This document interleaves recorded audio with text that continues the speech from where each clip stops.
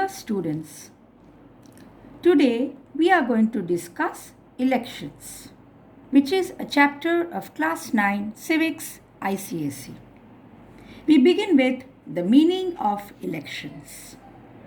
Elections is an organized process in which people vote to choose the persons who shall represent them in the parliament, which is at the central level, state legislature, which is at the state level, and municipality and panchayat at the local level. Municipality in the urban area, panchayat in the rural area. So it's a process where by voting we are choosing our representatives.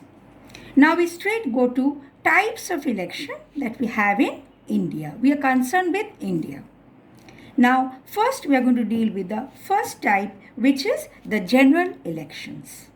In India, after independence, we had a first elections in 1952 and the second was in 1957. In both these two elections, the general election was held for both Lok Sabha as well as the Legislative Assembly. Lok Sabha at the center and Legislative Assembly at the state. 52 and 57, the general elections meant that the elections at these two levels were held simultaneously. But after 1957, it was only the Lok Sabha elections that were known as general elections. The assembly elections, the legislative assembly elections, thereafter were held separately.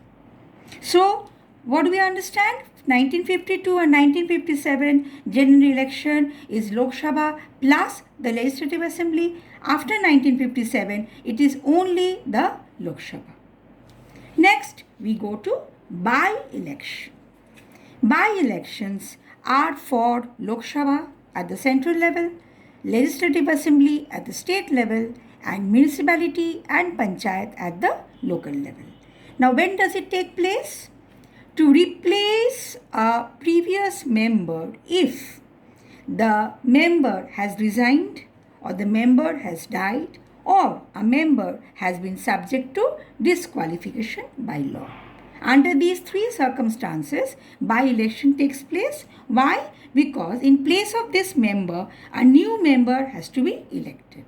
The new member thus elected holds membership for the unexpired term. This is very important, dear students. Why? Because the normal tenure is 5 years. If by-election, suppose, takes place after 3 years, then the new member thus elected will hold membership for the rest 2 years. So, for the unexpired term.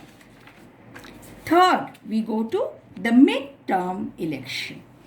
This is again for the Lok Sabha at the central level and the Legislative Assembly at the state level. When does it take place? This takes place to constitute a new house if the house is dissolved before its term. Here we mean Lok Sabha and Assembly. Here if the houses at any of the levels, they are dissolved before the 5-year term, then in the middle, election takes place to constitute a new house. This is by way of mid-term election. So we have discussed general election, by-election and mid. Now we move on to kinds of election. Now what is the meaning of kinds of election over here?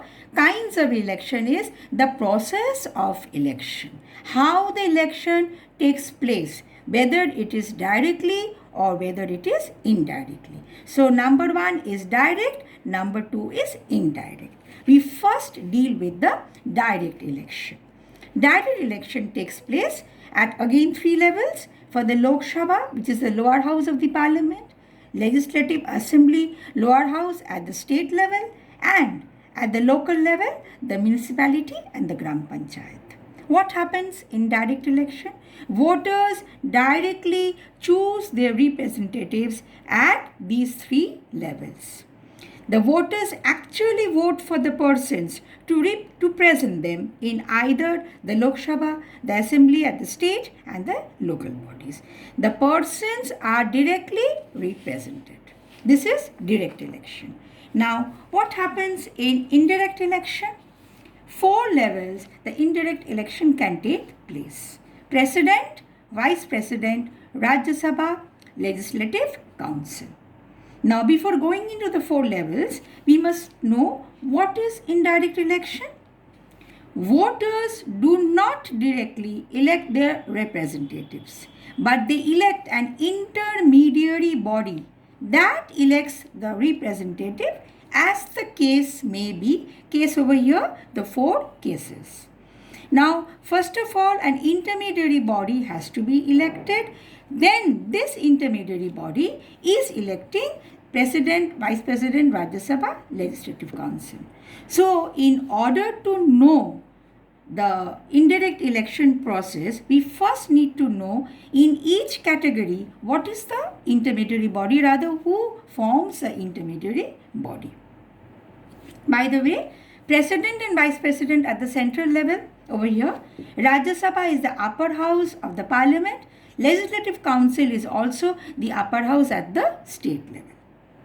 Now we come to President. In the case of President election, the intermediary body is called the Electoral College.